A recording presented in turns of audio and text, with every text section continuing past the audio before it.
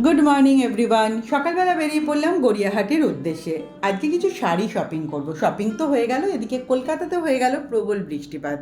আমাদের পেটে এখন দৌড়চ্ছে ছুঁচো। আমরা চলে এলাম সম্পন্ন পার্কোম্যাটের সম্পন্ন ক্যাফেতে। এটা ওয়েস্ট বেঙ্গল গভর্নমেন্টের একটা নিজস্ব প্রজেক্ট। ফার্স্ট টাইম এলাম এই ক্যাফেটায়। ভীষণ সুন্দর করে সাজানো কিন্তু চারিপাশটা। কলকাতার ঐতিহ্যকে তুলে ধরা হয়েছে ক্যাফের কর্নারে কর্নারে। চারিপাশটা ঘুরতে ঘুরতেই চলে এলো আমাদের প্রথম অর্ডার, বম্বে স্যান্ডউইচ। স্যান্ডউইচটা খেতে ছিল ভীষণ সুন্দর।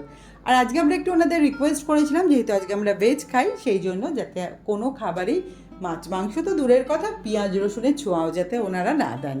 ওনারা ওনাদের কথা রেখেছেন, একদম পিওর ভেজ খাবার আমাদেরকে সার্ভ করেছিলেন।